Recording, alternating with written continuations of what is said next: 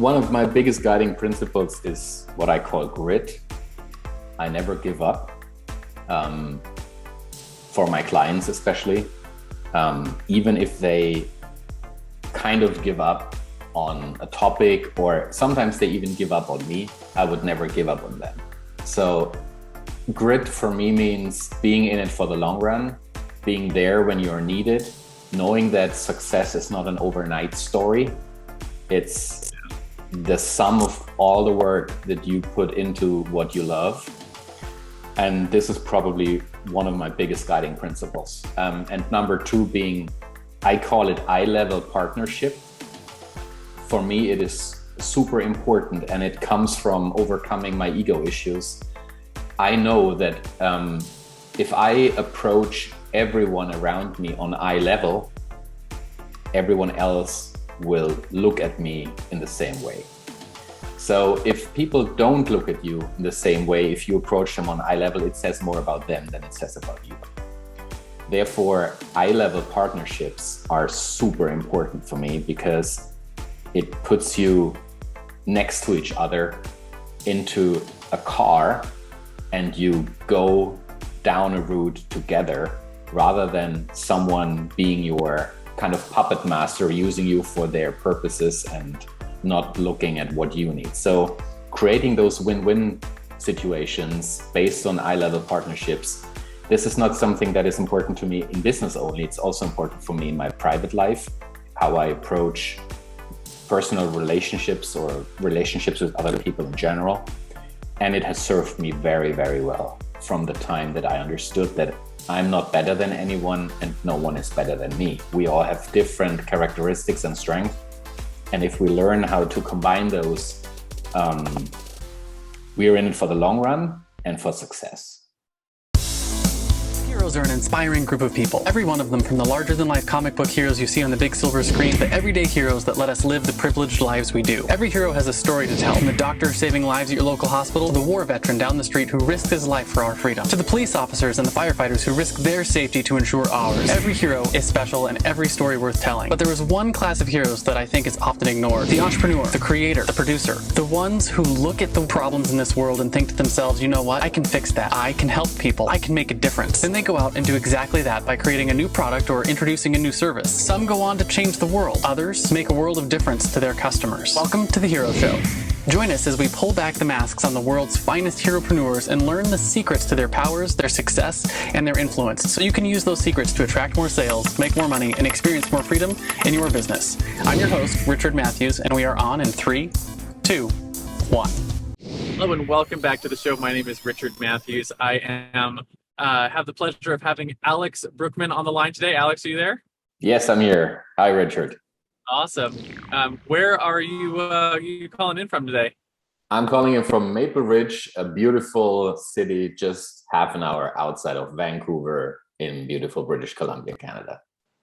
Yeah, so I haven't been up there yet, but I've heard that Vancouver and British Columbia, that's like the nice part of Canada where it's all warm and sunny and beautiful all the time. Is that true?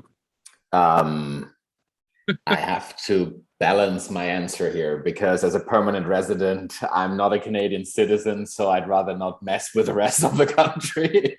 But I think that's about right. What you just said. Yeah, I've heard it's the Canada's version of California. That's pretty much it. Yeah, we're just on top of California and a bit further up north, but the weather is very mild. We have the ocean here. It's typically not too cold in the winter, and it can get fairly hot in summer, but it usually doesn't. This year was an exception with temperatures well above 40 degrees Celsius or centigrade. It was really, really warm. But now we're back where it should be. Yeah, we are in our travels. We're in Florida. For those of your audience following along where we're at, we made it to Central Florida. We've been going up and down the East Coast this whole year, which has been fun. So what I want to do before we get too far into the conversation, though, is I want to do a brief introduction for you, so my audience who doesn't know you can know a little bit about what you do. So Alex is a coach, and you work with leaders to help solidify their strategy and the identity of their organizations through rigorous processes balancing purpose and profit, and your purpose is to transform organizations to help make the world a better place. So what I want to start off with is, what is it that you're known for? What do you do for your clients? And like, how do you get paid? Three very good questions. What am I known for? There are basically two things that I'm known for. First of all is I work with two target groups. And one you already mentioned, leaders in large organizations. And the other target group that I work with are company founders, small business owners, and entrepreneurs in general. What I do for those target groups is kind of similar, but very different. So large organizations would hire us to help them through their strategy processes, meaning their business strategy processes, how they define strategy over a certain period of time, set up the change management around it, and then actually roll it out and hopefully make it successful. So it's hands-on, it's in the companies, very often face-to-face in workshops and facilitating the processes with the leaders in this organization. What I'm known for there is for being brutally honest and sometimes a bit blunt. That's when my German genes kick in, you know, but it works well usually. Wherever I'm in the world, people can deal with it. And on the other hand, I work with entrepreneurs and smaller business owners, basically to help them understand and get their head around the topic of strategy. It's a topic that's everyone uses the term strategy so often in so many different contexts that it has become kind of a buzzword and no one really knows what it is and what it is in a business context. So I help people that typically don't have a business background to get their head around it, to understand what it is and how it helps them become more successful. And we do that through courses that they can take, mainly online, self-paced learning, just to get your head around it. So basically, I take what I learned in the past 15 years with large organizations and break it down into the essential elements for entrepreneurs so that they can use the knowledge in their specific context, if that makes sense. Yeah, it does make sense. So you do one-on-one coaching and you do online training? Yeah, among others, absolutely, yes. How do I get paid was the second part of your question, I think. The good news is I typically get paid always. So I never had an invoice not getting paid, which is always good. Yeah, typically it depends. So those bigger contracts that we have with larger organizations, they typically run over years. You have a frame contract in place. So the corporations that we work with, they are global brands. If I mention them, you would definitely know them. So those are structured processes. Purchasing is involved, you know, and you get your invoices paid about 6 to 8 weeks after you send them.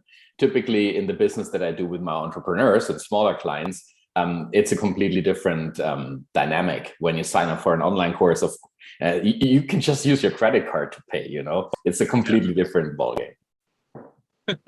So what I want to find out then is, how did you get started in this game, right? We talk on this show, it's your origin story. Every superhero has an origin story, and it's the thing that made you into the hero you are today. Were you born a hero, or were you bit by a radioactive spider that made you want to get into coaching and strategy for large organizations and entrepreneurs? Where did you start in a job and eventually switch over to the entrepreneur path? So how did that story happen for you? My story actually doesn't start with strategy. It's completely off topic. If I go back to where I started my career, I have to start at a discotheque when I was 15 years old. Like a rock club where hundreds of motorcycles would be parked in front and people would hear loud music and drink beer. I fell in love with that kind of club culture and tried to make it into a living. And the closest thing that I could find was to become a radio DJ. But actually, it's not that easy. You can't just knock on the door of a radio station and be like, hey, I have all this experience from working in clubs. Can I do this in your station? It's not how it goes. So I actually became a professionally trained radio journalist. And by doing that, I learned first and foremost how to ask proper questions. Because as a journalist, you need to know how to ask questions. Otherwise, you can't dig deep and get to the truth. That's your main goal as a journalist. It should be, at least. So after several years in that industry, I switched gears and studied business administration. And it was at that point that I realized knowing how to ask questions is it comes in handy when you want to help organizations build better businesses. And why is that the case? Because in order to address things that don't work anymore, you need to understand why they don't work anymore. And then from there, you can ask the questions that help people understand what they want to do, what would potentially work in the future. And those are sometimes really, really difficult conversations because we cling onto the past. We've done things in a certain way in a company, and we kind of like what we do most of the time. And all of a sudden, you need to change. And then I think this is where it really gets tricky for many. How do you actually change?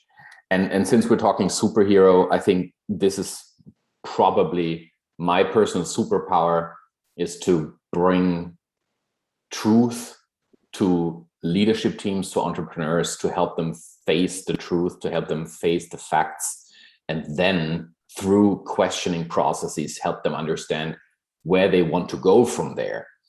If you don't accept the truth, change becomes basically impossible. You need to face the facts before you can make an informed decision for the future of your organization. And if you are a small entrepreneur and your head is always up in the clouds and you'd be like, yeah, but I could do this and I could do that, and this is a shiny object I want to go for, it's kind of difficult to actually make some informed decisions based on reality if you don't confront reality. You know what I mean? Yeah. So you started off as a journalist, and then you moved into business administration and sort of brought that ability to question and really find truth to that. How did you transition from business administration into coaching?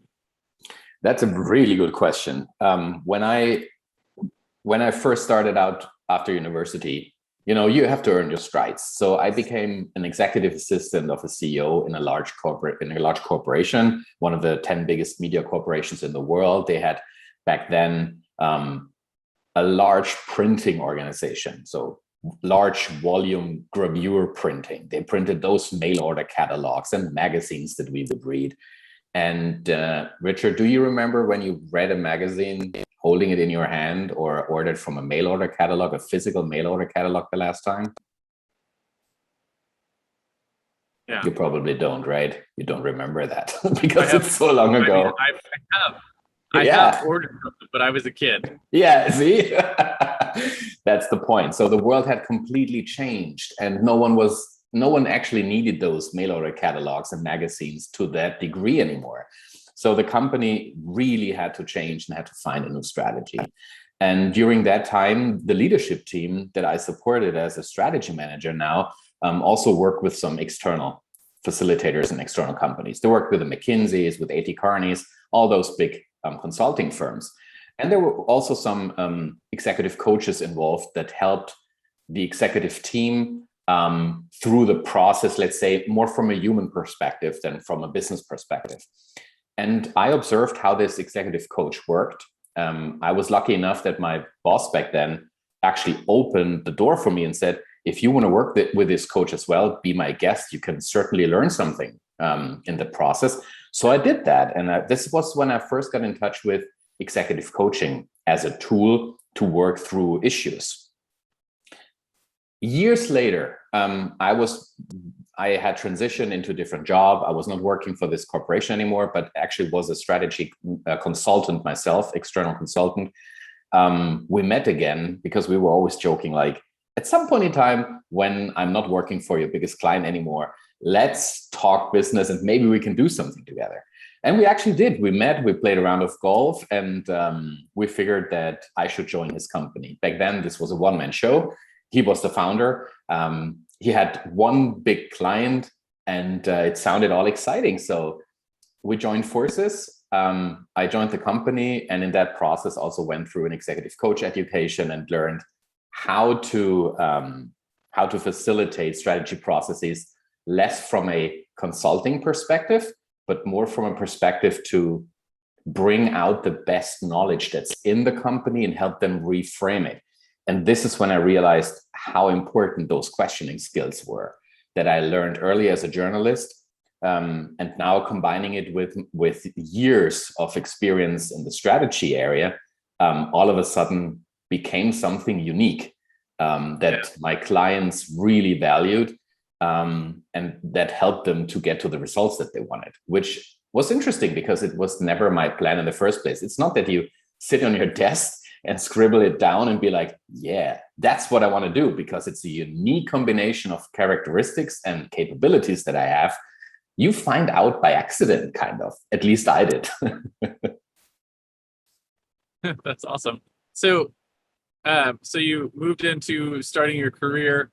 I want to find out, you mentioned it a little bit ago, your superpower is the truth seeking, right? And we talk on this show, every superhero has, or every kind of hero has a superpower, right? And whether that's fancy flying suit or super strength, or in your case, the ability to tell truth. But we talk about it as being a zone of genius, right? It's a skill or a set of skills that you were born with or you developed over time that really help your clients come out on top in their journey. And the way I like to think about it is, if you look at all the skills that you developed over your life, you probably have a common thread that sort of ties all those things together, right? That ties all of your skills together. And it's that common thread is where you find your superpower. You mentioned the truth telling. And if that's still your answer after the framing, what I want to find out, is that something that you were born with, or is that something you had to develop? Definitely something I had to develop. And it's not only telling the truth or finding truth. I think that's maybe the result of it. I think the underlying superpower is not to shy away from uncomfortable situations. The moment I know that I will ask the breakthrough question, I feel it in my belly. I know that this will be uncomfortable. When I get this funny sensation in my body that should I go there? Should I go there? Should I rather not? Should I avoid it? I know exactly that I shouldn't avoid it, because it will help the people around me. And sometimes I need to put myself into a very uncomfortable situation, like really physically uncomfortable. But if I get there, the moment before I get there, I know that it will help the people around me. And that's when I know my superpower kicks in. The funny thing about this is, when you are a physical person like I am, like I'm very, how do you say that in English? So Tactile? Sorry? Tactile. Potentially, yeah. So I function very much by touching things, not so much by just sitting there and consuming something, reading something. I'm someone who needs to explore and feel my environment. So my body tells me things before they happen, kind of. So when I go into a room and there is a tense discussion, I would feel how tense it is in my muscles, kind of. And this gives me an idea of Tactile how to. Or kinesthetic. Yeah, kinesthetic is probably what I was looking for. So when I go in a room and I sense that there is tense energy, it is something that I love, because it shows me that energy is in the room and this energy can be transformed into something. And probably this is the underlying superpower, to sense it and to be able to transform it into something positive, which then in the end helps you to get to the truth. So what's fun about that is that actually almost sounds like a comic book superpower, where you can like grab the energy there and like mold it and shape it and then use it for good. I don't know which superhero that would be, but it sounds like a superpower just on the surface. We can make up a character together and paint it and give it a nice superhero cape and a name. Unless you listen to The Incredibles, she says no capes. Okay, sorry. But yeah, so I love the way that you describe that, like where you can feel the energy and the tension in the room and capture that and learn to sort of direct that so that you can, I don't know, it sort of reminds me of like a laser, where you take the energy and you focus it, right? And when you focus the energy, you can take something that is light, which we deal with all the time, and turn it into a weapon, right, to accomplish things. Or funny that you should mention a laser, because that's a term I would always use to help my clients become laser sharp on their decisions and their prioritization, because that's what strategy is all about. Strategy is really about being laser sharp on what you want to do, to say yes to those few things and to say no to all other things, and then to focus and stay sharp and laser sharp, actually. Yeah, that's really good. So the flip side then of your superpower is your fatal flaw. And just like every Superman has her kryptonite, or Wonder Woman can't remove her bracelets of victory without going mad, you probably have something that's held you back in growing your business. For me, it was a couple of things, right? I struggled with perfectionism for a long time, which kept me from shipping product. And really, it's a super low standard to hold yourself to, because you're never actually shipping anything. So you're holding yourself to no standard at all. And I also struggled with self-care, where I let my clients walk all over me because I didn't have good boundaries. And I let my time walk all over me because I didn't have good boundaries for my work, things like that. So those are some things that I struggled with early on. I'm curious, what do you think your fatal flaw is? And I think more importantly, how have you worked to overcome it so that our listeners can learn a little bit from your experience? I think the biggest fatal flaw that I observed during my career was my ego.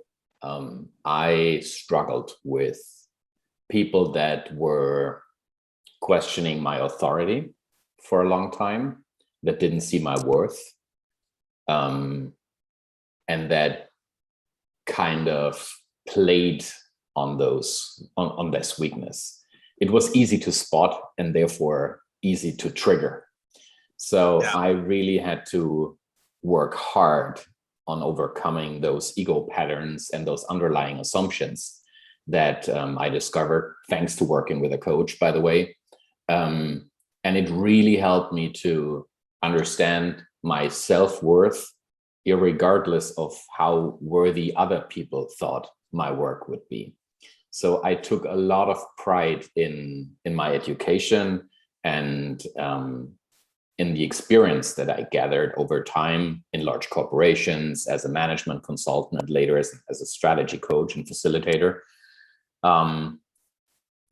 It took years, to be frank, to first of all uncover those patterns and to take off all those layers of clay that I put on myself to protect me from those negative influences. The moment you put down those masks and protective armor, and the moment you're vulnerable and accept that there are things that you need to overcome in order to become the best version of yourself, this moment was very powerful for me, because I realized at that point in time that my own that what I bring is good enough, irregardless of what anyone thinks, and that I'm not in, sorry for my French, in a pissing contest with anyone. It's just me, and what I bring is good enough. Years ago, I stopped completely to compare myself to the outside world. I stopped to compare my car to the car of my neighbor. I stopped to compare my home to the home of other people. I stopped to compare my salary or my career advancement to those of my friends in university. This, for me, was the path to happiness. Comparing yourself is the path to the dark side, as I always say. How has that impacted your ability to grow your business? Oh, massively, because all of a sudden I could focus on what I thought was important, not what I thought would make everyone else be like, "Ooh, this is cool." It was all about being focused on what counts most. And the funny thing is, this is what I do with my clients. This is exactly what I help them with, but I was never really able to do this for myself. So the business has been growing over years, and it has been growing steadily, organically, very successfully. But it was not my business. You know, I mentioned earlier, I joined someone else and we built the business together. He was the business owner. This changed when I moved to Canada 18 months ago. I founded my own business prior to that already in Germany. So since 2019, I've been building my own business, and I've been doing things on my terms, with my kind of speed or velocity in building the business, just being confident that, first of all, my ideas are worthy. They will work because I did not come up with them in a pipe dream. They are, I build what I do is based on the market need that I see. So I know it will work. I have the confidence. I have the knowledge to do it. And those things that I don't know or I'm unsure of, I just source them. There are enough people out there that know way more about social media marketing than I do. So I involve those people, for example. And getting back to the second part of your question, how did I overcome those? So I think it's a lot about self-reflection, acceptance of my fatal flaws, and then finding patterns to cope with them, and to overcome them, and to accept that you are, first of all, good enough, and that you don't know everything, and that it's okay, because there are a lot of people out there that you can ask for help and that can support you. So being vulnerable, opening up and saying things like, I don't know how to do that. This is the first step, because it opens up a playing field of, hey, but there are a lot of people that know how to do that. So let's team up and build something amazing. Yeah. You said something a second ago that reminds me of one of my coping mechanisms, so to speak, for dealing with my own flaws. And I call them psychological barriers or encouragement to action, right? So simple things like if I put my water flosser next to my sink, I never use it because I don't go to the sink every morning. But if I put it in the shower, I use it every morning because I go to the shower every morning, right? Like simple things like that. Yeah. And I have to do a lot of those things in my life and my business to deal with my own flaws, right? So everything from like having someone on staff who is like, I get myself like 80% of the way through a project, but then I know I want to fiddle with it forever and ever and ever, amen, right? And I'll spend 4 times as much time on that last 20% as I did on the first 80% to get it where I go. So now I'm like, I'll get a project to 80%, and then I hand it to someone on my team and be like, finish this, here's what needs to happen. Exactly.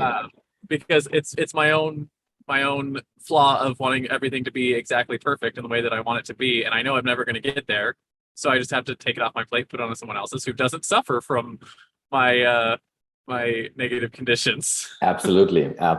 It's really important to understand what your strengths are, especially as an entrepreneur and a business owner, because the day has only 24 hours, and every moment you spend on things you are not perfectly positioned to do, you don't get this time back to focus it on something that you were born for. So I really focus my time extremely well, I think. It was a process I had to go through and to learn how to do that.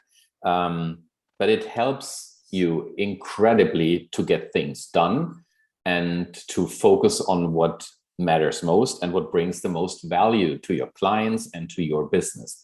And for everything else, there are people that can be your support system.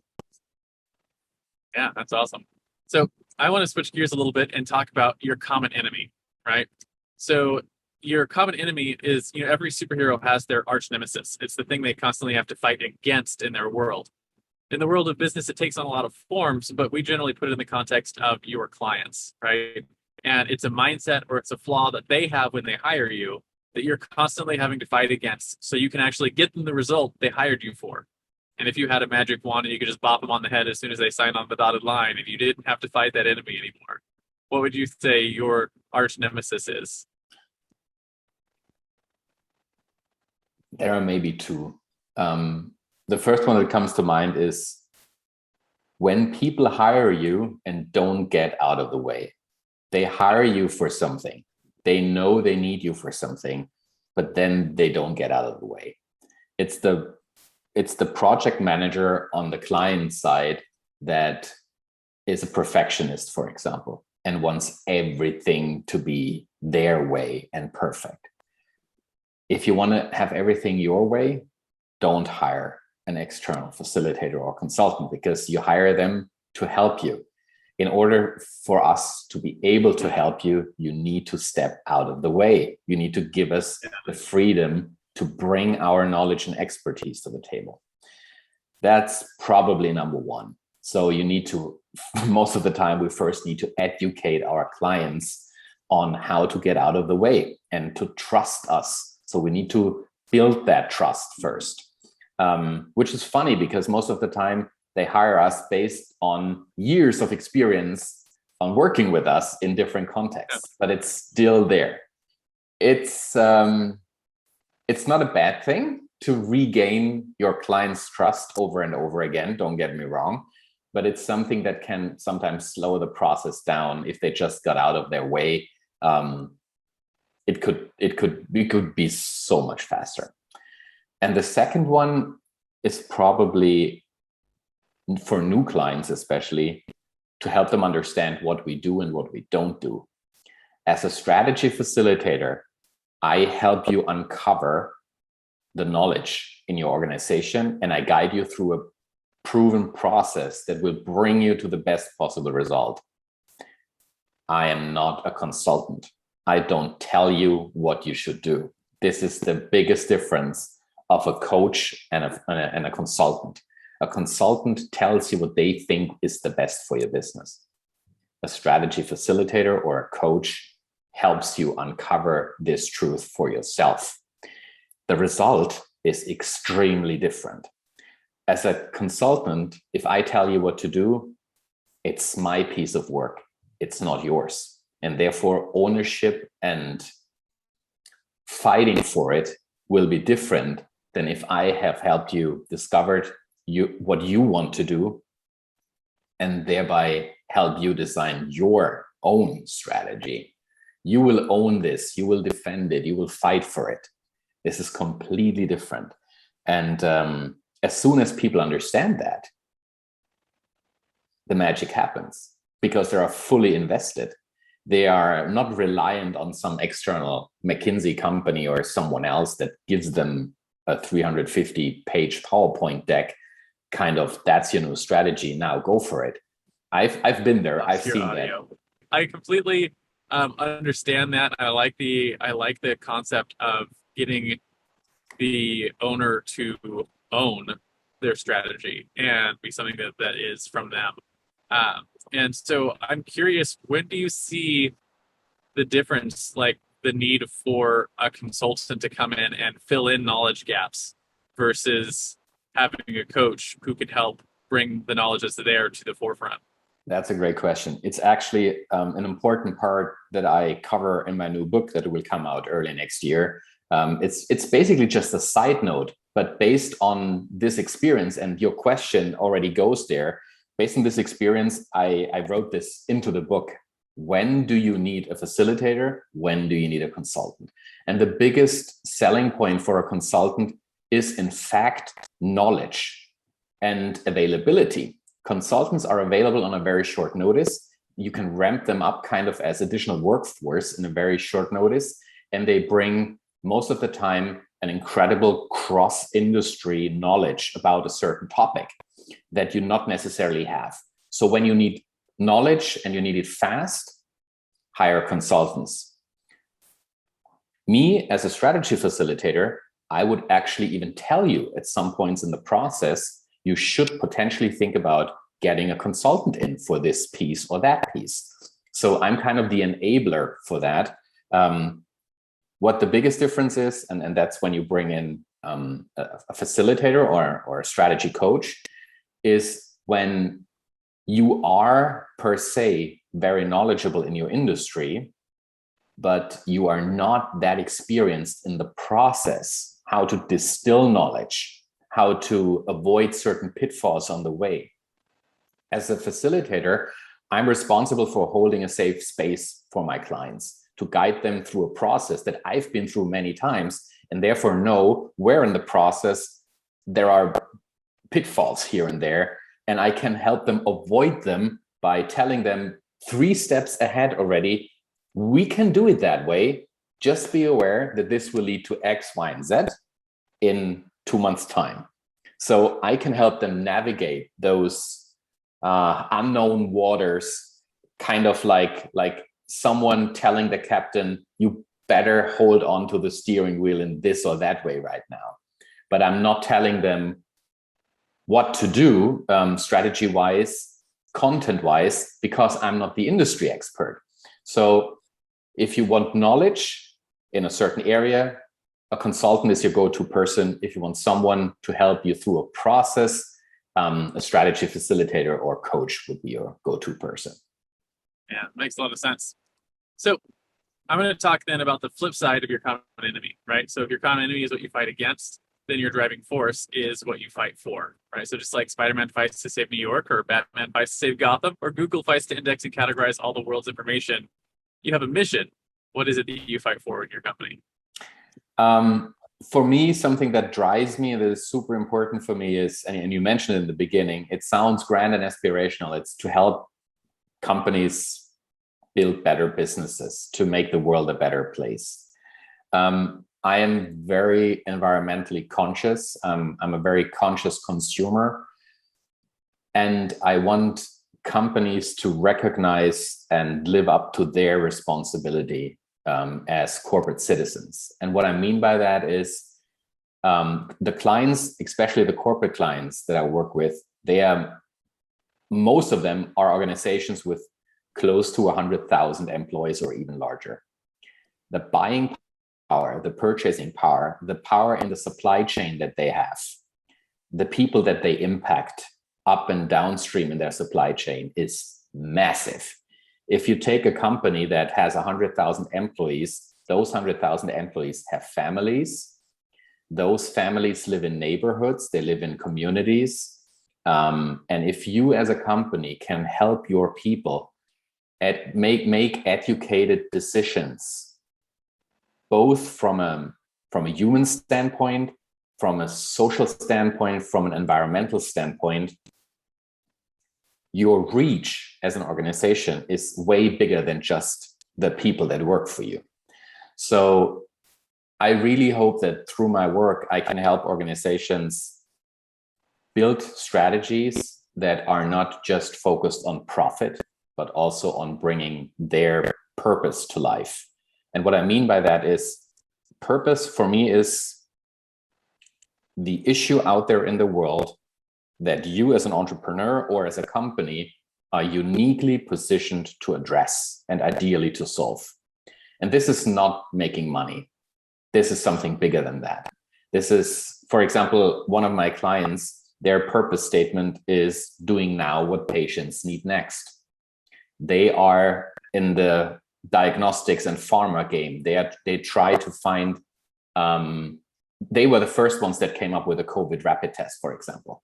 They saw the need out there and they went all in order to find something that helps us through this pandemic.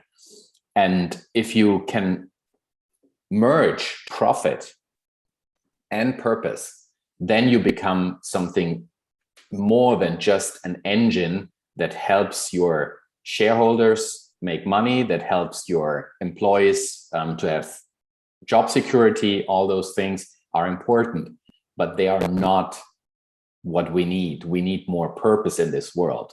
We need to take care of our environment. We need to take care of nature. We need to understand the impact of how we consume goods and services to the people around us. And if you, or in this case, if I can help raise the awareness through those strategy processes, that strategy is just a vehicle to bring your purpose to life and not just a vehicle to make money, I think then I will die a happy man, because this impacts millions of people beyond those that I work with. And if I can add my 5 cents here and there, I'll be happy. It must be inflation, because normally it's 2 cents. Yeah. So it reminds me of there's a sort of an up and coming term called conscious capitalism, and it sounds like you are fighting to help build conscious capitalism in the organizations that you work with. Totally.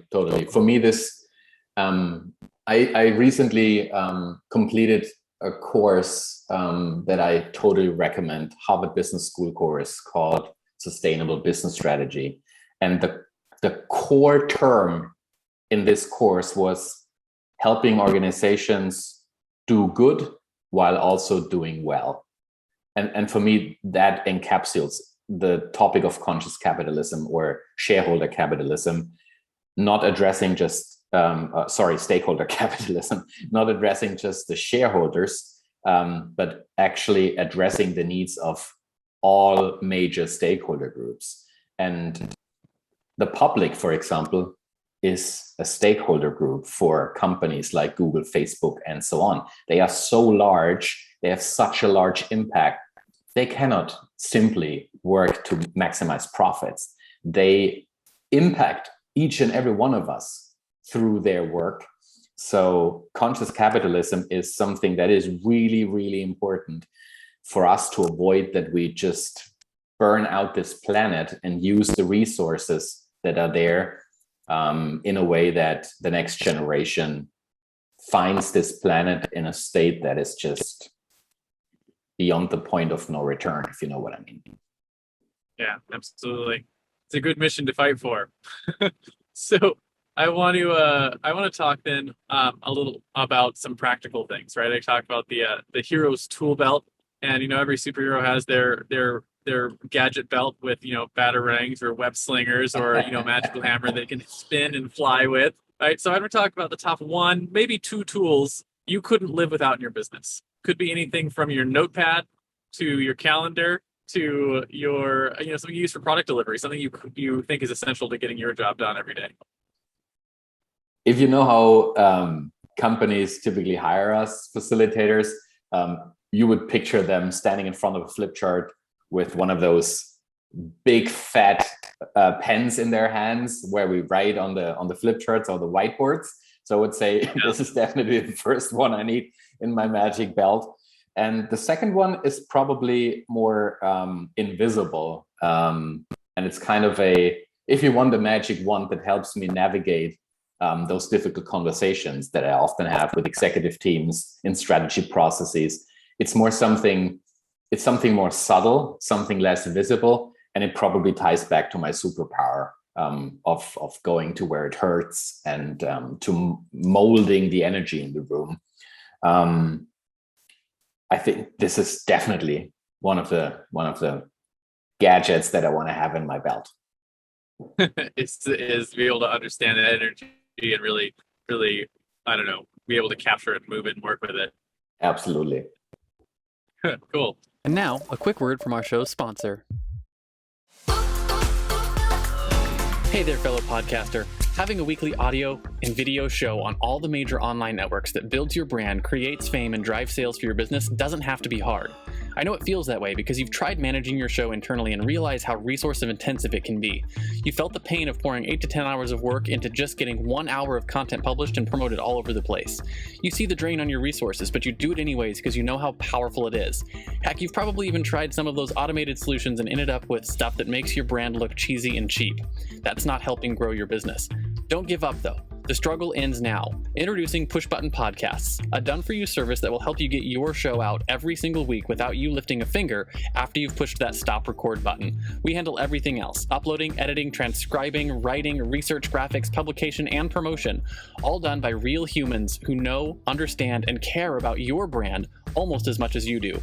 Empowered by our own proprietary technology, our team will let you get back to doing what you love while we handle the rest. Check us out at pushbuttonpodcast.com/hero for 10% off the lifetime of your service with us, and see the power of having an audio and video podcast growing and driving micro celebrity status and business in your niche without you having to lift more than a finger to push that stop record button. Again, that's pushbuttonpodcast.com/hero. See you there. And now, back to the Hero Show. So then I want to talk about your own personal heroes, right? And every hero has their mentors, just like Frodo had Gandalf, or Luke had Obi-Wan, or Robert Kiyosaki had his rich dad, or even Spider-Man had his Uncle Ben. Who are some of your heroes? Were they real-life mentors, peers who were a couple of years ahead of you? And how important were they to what you've accomplished so far? I believe that everyone can be a teacher, even if it was probably not the nicest experience working with that person. You can learn something from that. Would I call these people my heroes? Probably not. But that's basically, having said that, everyone can be a teacher for you. A few of those teachers can be your heroes, and they are the ones that kind of paved the way and helped me get to where I am. And I think one of the biggest heroes in that context is definitely my friend Thor Olafson. He brought me into the realm of executive coaching. It's the person I mentioned earlier. I joined and built this company with. Absolutely amazing human being, very conscious in his approach to his own life, and really an inspiration in many regards. And probably another hero in my life, which is kind of cliche, but kind of important for me as well, is certainly my late father.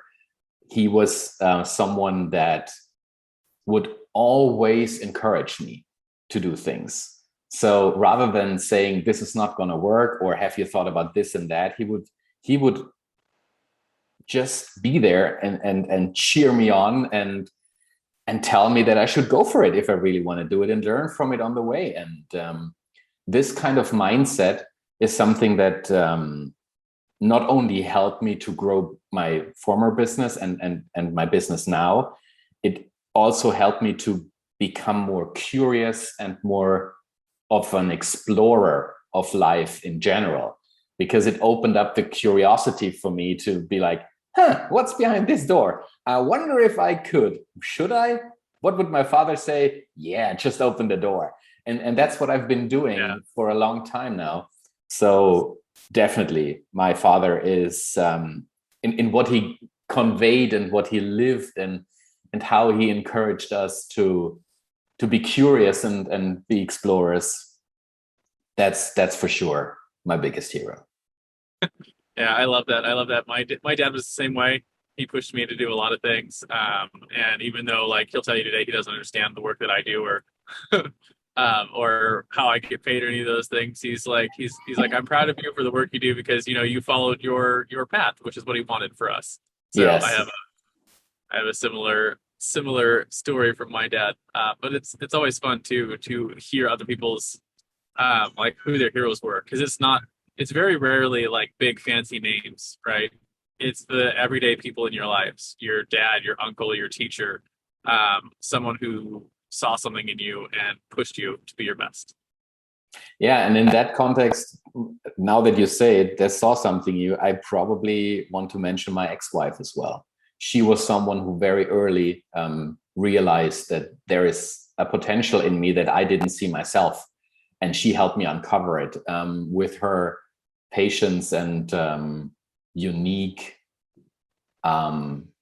approach to me as a struggling person, overcoming my own demons that I mentioned earlier. She always saw beyond that person that struggled with not being enough or having ego issues. She really helped me in that context. So I would probably add her to my list of heroes, everyday heroes. Yeah, totally. That's awesome. So I want to talk then about your guiding principles, right? And one of the things that makes heroes heroic is that they live by a code, right? Yeah. And as we, for instance, Batman never kills his enemies, right? He only ever puts them in Arkham Asylum. So as we get to the end of this interview, I want to talk about the top one, maybe two principles that you live your life by. Maybe something you wish you knew when you first started out on your own hero's journey.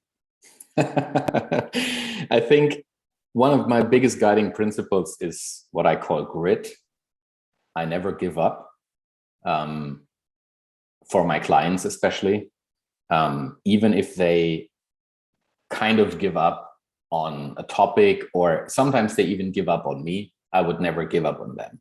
So grit for me means being in it for the long run, being there when you're needed, knowing that success is not an overnight story.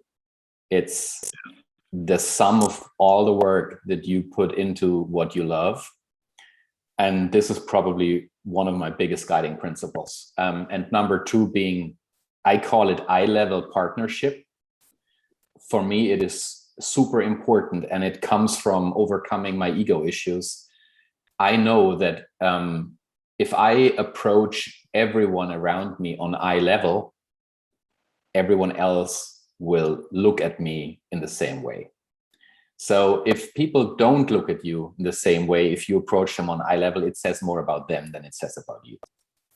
Therefore, eye level partnerships are super important for me because it puts you next to each other into a car and you go down a route together rather than someone being your kind of puppet master, using you for their purposes and not looking at what you need. So creating those win-win situations based on eye-level partnerships, this is not something that is important to me in business only. It's also important for me in my private life, how I approach personal relationships or relationships with other people in general.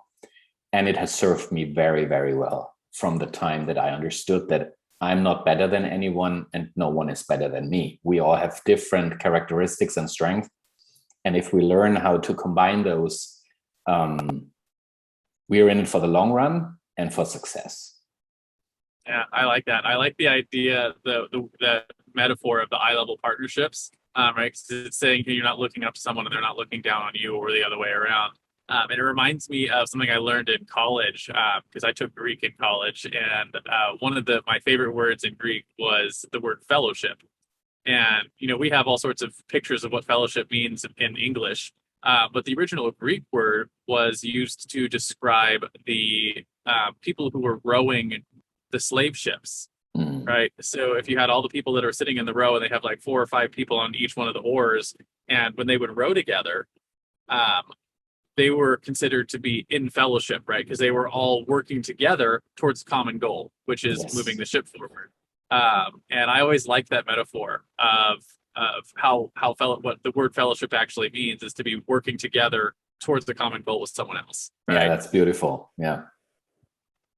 Yeah. So I like that. Anyways, I like the eye-level fellowship thing, or eye-level partnership. I've never heard it put that way, but I really like that. So that's basically a wrap on our interview, but I do finish off every interview with a simple challenge. I call it the Heroes Challenge, and it's a way that I get access to stories I might not otherwise find on my own. So the question is simple. Do you have someone in your life or in your network that you think has a good entrepreneurial story? Who are they? First names are fine, and why do you think they should come share their story on our show? First person that comes to mind for you. I would definitely say Kate Tuck. Kate is my one-man marketing army, or one-woman marketing army for that case. She has been a constant support for years, and her talents are so manifold. She could probably run 3 or 4 different companies offering 3 or 4 different services, because she is so passionate about what she does. I love working with her because she throws her whole heart and soul in what she does to help her clients in all kinds of different ways. She's an incredibly creative person. She draws, she comes up with amazing ideas. She helps me get my website to where it should be, all those different things. And she does it in a way that is always humorous. We have always a hearty laugh on the phone. She sits in the UK, by the way, so it's a bit of a time zone challenge sometimes, but we make it work because it's worth it. Yeah, that's awesome. We'll reach out and see if we can get her to say yes to an interview. We always love to get more stories on this show. Absolutely. So, in comic books, there's always the crowd of people at the end who are standing up and cheering for the acts of heroism. So analogous to that on this show is, where can people find you if they want to hire you for the strategy coaching, right? Where can they light up the bat signal, so to speak, and say, hey, Alex, I'd love to get your help with our company's strategy? And I think more important than where is, who are the right types of people to reach out, or the right types of organizations to reach out and ask for your help? So first of all, you can reach out simply through my website, AlexTheStrategist.com. You will find a ton of free stuff there, from checklists to toolkits to articles. I love to share valuable content with the people that I work with, and also people that are just interested in the topic. So no need to hire me for anything. Enjoy the free resources, get the best out of it. AlexTheStrategist.com. The stuff is mainly for entrepreneurs, small business owners, and founders. A lot of those checklists and toolkits that you find there will help you initially to get your head around strategy, purpose, vision, mission, all those terms. What do they mean? How are they connected? How do they influence each other? But also, I have a B2B section on my website based on those 15 years of working with large corporations. So if you are a leader in a medium-sized corporation or even large corporation, my services can be found in the B2B section. And important to understand that, of course, you can just hire me for keynote speeches or for a strategy workshop, but most of the work that I do for larger corporations, they are longer-term customized projects that are simply dovetailed to the reality that you are in. So it's nothing off the shelf. It's really something that we co-create together for the best possible impact. Awesome. So thank you so much for coming on the show today, Alex, and sharing your story and what it is that you do. It's been fascinating to sort of hear that journey and that experience. So I really appreciate that. Do you have any final words of wisdom for our audience before I hit this stop record button? It's not wisdom. It's just saying thank you, Richard. When I first came across your show, I loved how you frame conversations based on this theme of superheroes.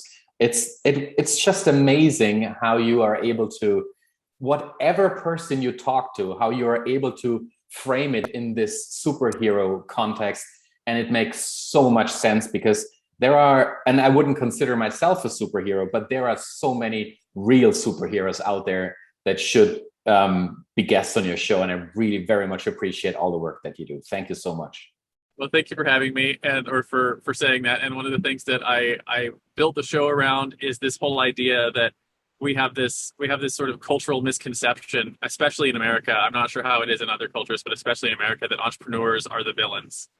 And it's always bothered me, right? And you can watch any of your kids' TV shows or any of the stories they read, and there's the common theme is that the bad guy is always some version of an entrepreneur who's pouring oil on ducks for a profit, right? And so we grow up with this idea that entrepreneurs as a whole are willing to sacrifice, the conscious capitalism like we were talking about and for the dollar. And that's just not true, right? It does happen, but it's not the norm and it's not the reality. And and so especially new entrepreneurs, we struggle with things like thinking that profit is evil or thinking that we don't have value to bring to the world or that entrepreneurs don't bring value to the world. So we struggle with things like pricing our services. And I just want to change that conversation. So anyways, I appreciate what you said.